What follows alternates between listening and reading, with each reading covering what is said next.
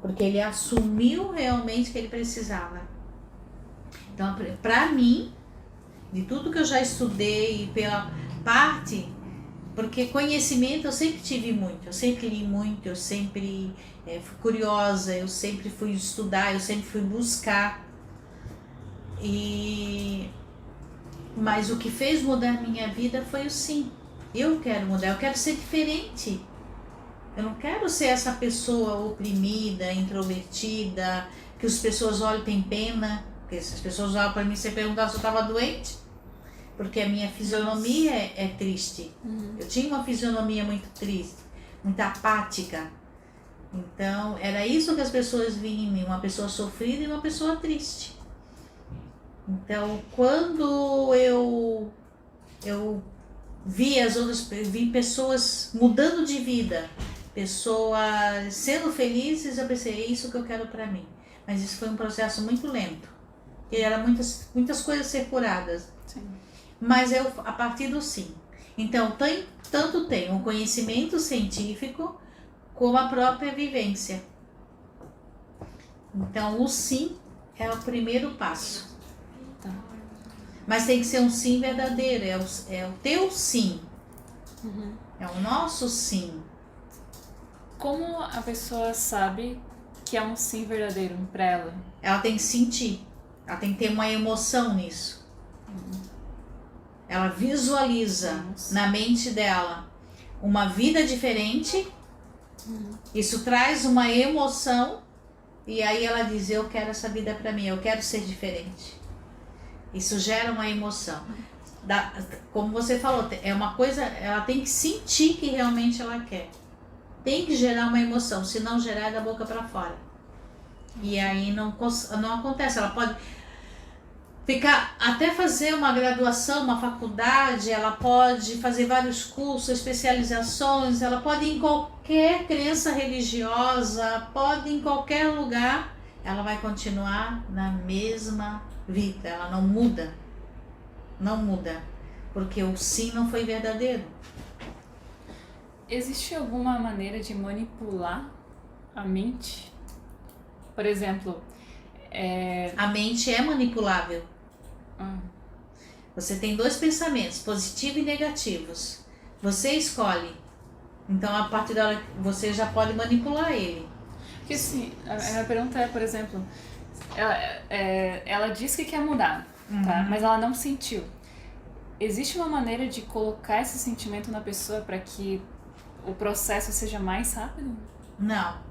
Nem por meditação ou visualização? Não. Ela precisa querer. Nem o relaxamento, nem a meditação, nem nada. Não tem como. Não, ela precisa querer. Então, quando a pessoa realmente quer, já inicia o processo. Já o cérebro dela, a mente dela, o corpo dela se prepara para o novo. Se prepara para essa cura, para essa libertação. Mas ela precisa ter essa emoção, senão não tem como. E aí, depois desse passo de ter dito sim, eu quero mudar, qual que seria o próximo? Aí a gente usa as técnicas da ciência aplicada. Para ela primeiro adquirir disciplina. Uma nova disciplina. Sair dessa zona de conforto. Porque por mais que ela esteja num processo de sofrimento, vamos dizer que ela está vivenciando um sofrimento muito grande. Vamos dizer uma relação abusiva. Mas aquilo ali ainda é uma zona de conforto. Ela precisa querer sentir vontade e emoção de querer sair daquilo. Viver uma vida diferente. Mas toda vez que eu tento mudar, eu tenho desafios a realizar. Eu tenho metas, eu tenho que ter desafios e vão aparecer muitos obstáculos. Aí, esse enfrentamento que essa nova vida ela quer fazer, dar de frente com isso, depois que ela disser o novo, o outro sim, aí a gente começa o processo de perdão. Aí agora ela vai aprender algumas técnicas da ciência aplicada, mas ela precisa, paralelo, fazer o processo de perdão. Entendi. É primeiramente de tudo. Por mais ofendida, por mais machucada, ela precisa se auto-perdoar. E quando que eu sei que a pessoa se auto-perdoou? Quando que a pessoa tem certeza, eu auto-me perdoei. Quando ela perdoa quem a machucou. Quando ela faz o enfrentamento e ela diz, ela perdoa profundamente, aí pronto. Ela não vai esquecer o fato, nada disso, mas ela pode falar com o máximo de tranquilidade. Você viu ali meu depoimento? Você viu eu chorar alguma vez? Não. Porque para mim hoje é tranquilo falar, não tem mágoa, porque o processo de perdão já foi feito. Se eu encontrasse as pessoas que machucaram na minha frente, tranquilamente eu conversaria com elas, não tinha problema nenhum. Isso é um nível bem alto, né? De consciência. Aí você entra, isso mesmo, num nível muito alto.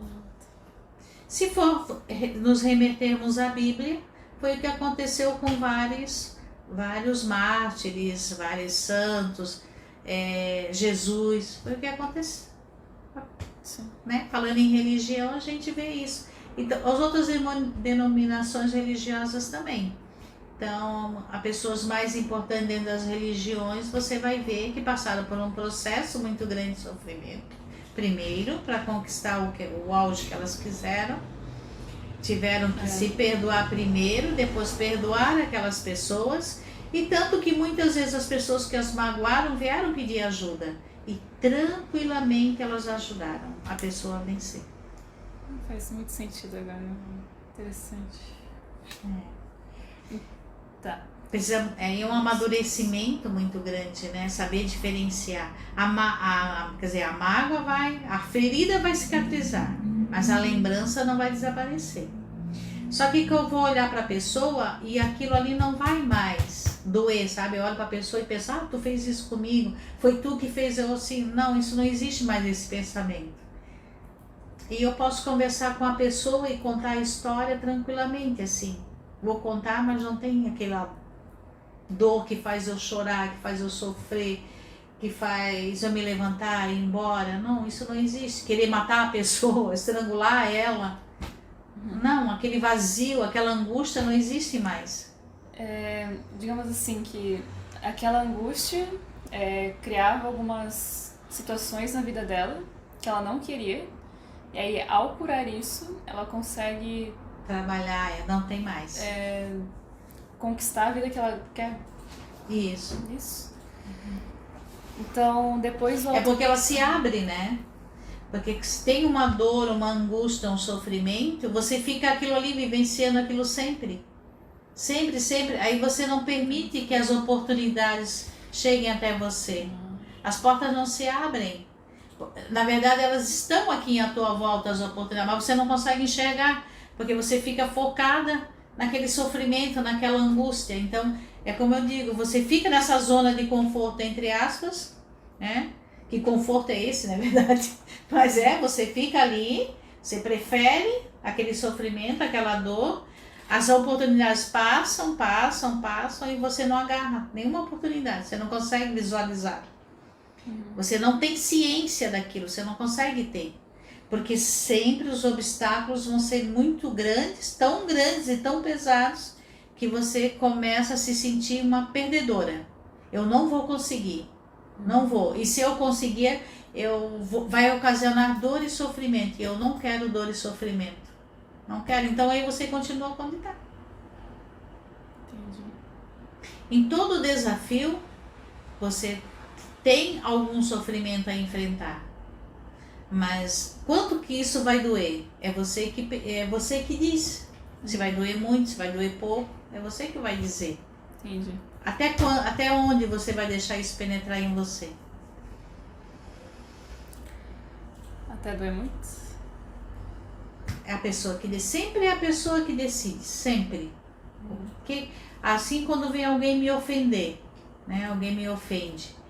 Até que ponto eu deixo aquela ofensa penetrar dentro de mim? Invadir minha mente, fazer o meu coração até alterar seus batimentos para surgir a emoção. Ela pode falar o que ela quiser e de repente eu ficar apática ao que ela falar. Isso não é uma coisa, uma doença, né? Isso é uma questão até de sobrevivência. Eu não precisa, porque o problema está com aquela pessoa, não está comigo. Entendi. Se ela estiver falando alguma coisa para o meu crescimento, para a minha evolução, tudo bem, eu vou acatar e vou modificar. Para isso a gente tem que aprender a usar filtro, né? Nos ouvidos. O que é bom que aquela pessoa está falando que vai fazer eu crescer ou o que é ruim? E aí a gente não tem esse amadurecimento. A gente já pega tudo como ofensa, né? E se alimenta daquela ofensa. Aí fica odiando as pessoas, cria mágoas, feridas. E aí pronto, a vida vira uma desgraça só. Nada cresce, nada evolui. Aí já acha que todo mundo é igual àquela pessoa. Sempre vive desconfiada, faz um persecutório. Sempre acha que tem alguém atrás querendo prejudicar, coisa e tal. Não evolui. Entendi. E aí é aquilo que eu falei no vídeo. A pessoa está alimentando o quê? O pensamento positivo ou o pensamento negativo? Aqui nesse caso, o pensamento negativo. E vai virar outras doenças. Vira doença psicossomática, que pode virar uma doença crônica. Física, né? Então aí, depois desse terceiro passo do auto-perdão, o quarto seria se policiar dos pensamentos negativos e positivos? Qual que seria o Esse ficaria no segundo ali. Ah, tá. Porque o primeiro seria se conhecer, se conhecer.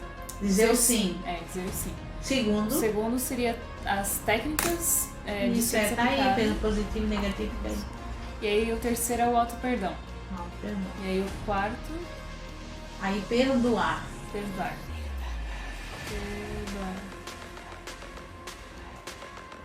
O quinto seria como?